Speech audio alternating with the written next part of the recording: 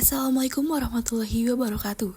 Perkenalkan, saya Garinda Zahra Ayu Kusuma dengan NPM 0623016581.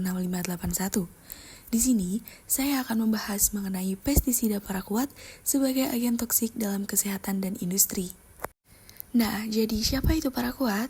Paraquat memiliki nama lengkap paraquat dichloride, dengan itu golongan herbisida kontak non-selektif dari golongan Bipyridinium. Kegunaannya untuk apa?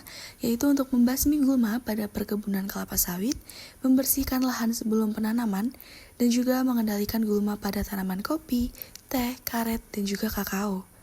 Nah, bentuk sediaannya yaitu larutan pekat atau soluble liquid, dan juga konsentrat cair yang diencerkan sebelum penyemprotan. Nah, untuk karakternya sendiri, paraquat ini memiliki sifat fisik berwarna kuning hingga coklat kehijauan, larut dalam air, dan juga tidak mudah menguap.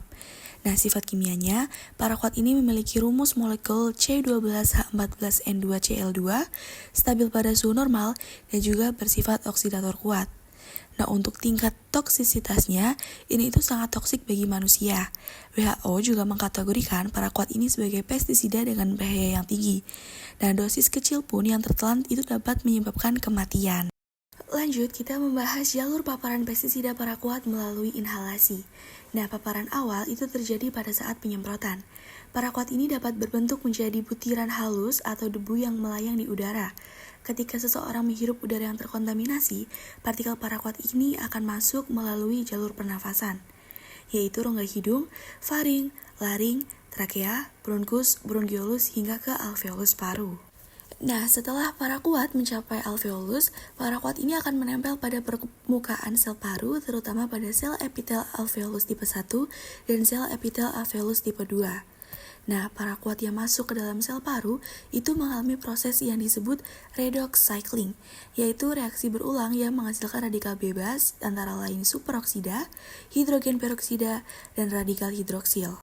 Nah, saat produksi radikal bebas yang berlebihan itu dapat menyebabkan stres oksidatif yang mengakibatkan sel alveolus mengalami peradangan, terjadi infiltrasi sel inflamasi, timbul edema paru, dan fungsi pertukaran oksigen terganggu. Nah, pada paparan yang berat atau berkepanjangan, jaringan paru yang rusak itu akan digantikan oleh jaringan ikat atau fibrosis.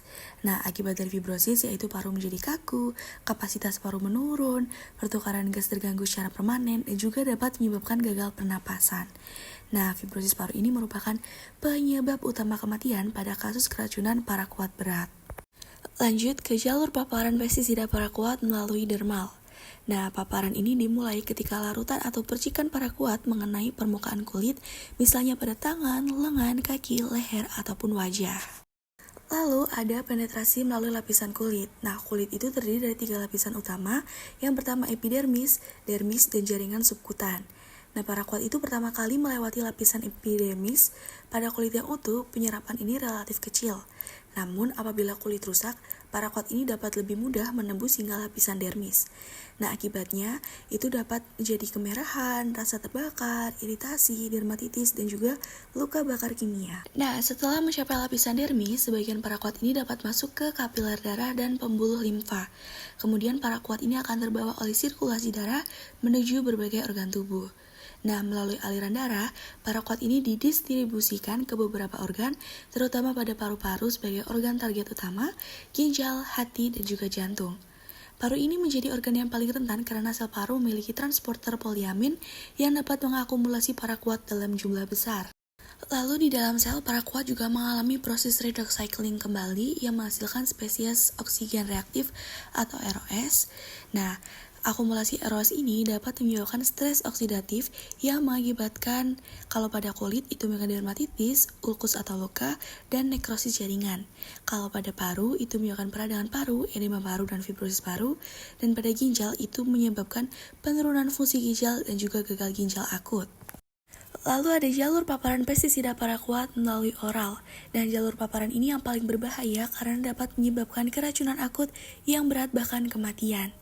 Nah, proses awalnya itu paparan dimulai ketika larutan paraquat tertelan melalui minuman atau makanan yang terkontaminasi, tangan yang terkontaminasi lalu menyentuh makanan, tertelan secara tidak sengaja, dan tertelan dalam jumlah besar pada kasus keracunan sengaja. Nah, setelah tertelan, paraquat ini akan melewati rongga mulut, esofagus, lambung, dan juga usus halus. Nah, karena bersifat korosif, paraquat ini dapat menyebabkan kerusakan jaringan sejak pertama kali kontak.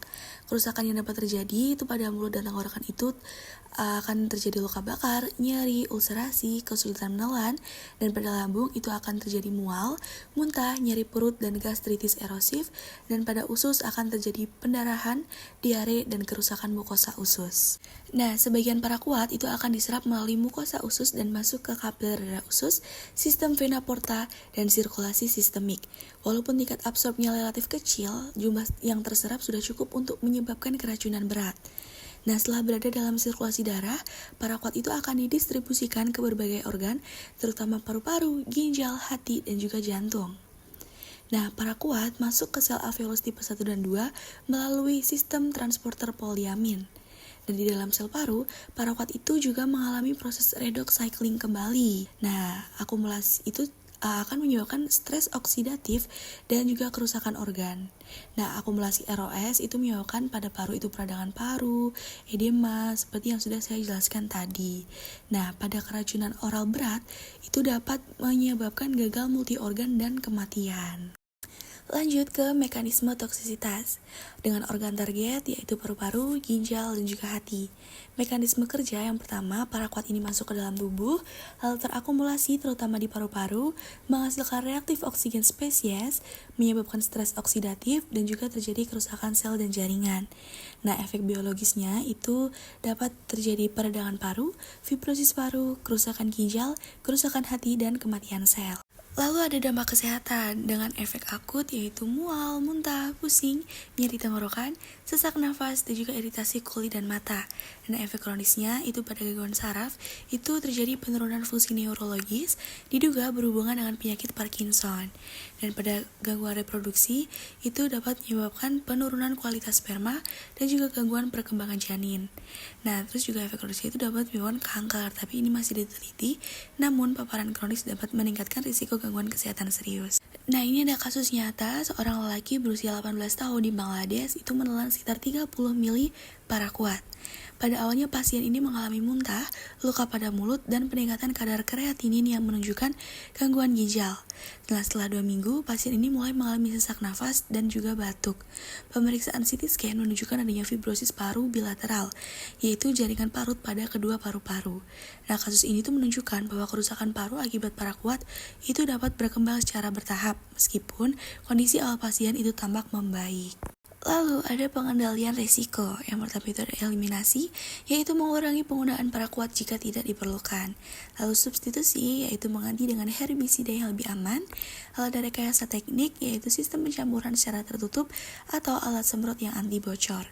Lalu ada pengendalian administratif, yaitu SOP penggunaan pestisida, pelatihan pekerja, dan juga label dan penyimpanan yang benar.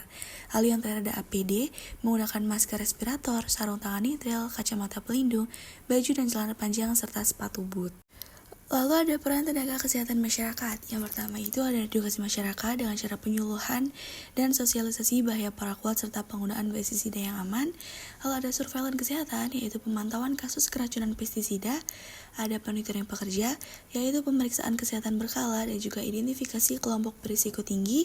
Dan yang terakhir ada promosi penggunaan APD, yaitu pelatihan penggunaan APD yang benar dan kampanye keselamatan pekerja petani. Oke, jadi kesimpulannya, paraquat ini merupakan herbisida kontak non-selektif yang banyak digunakan untuk mengendalikan gulma, namun memiliki tingkat toksisitas yang sangat tinggi bagi manusia.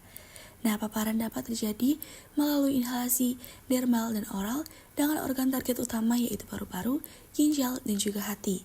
Paparan paraquat ini dapat menyebabkan efek akut seperti mual, muntah, pusing, dan sesak nafas, serta efek kronis berupa gangguan saraf, gangguan reproduksi, dan juga kerusakan organ. Oleh karena itu, diperlukan pengendalian risiko melalui penggunaan APD, penerapan prosedur kerja yang aman, serta edukasi dan pemantauan kesehatan oleh tenaga kesehatan masyarakat untuk mencegah terjadinya keracunan dan juga dampak kesehatan yang lebih serius. Terima kasih.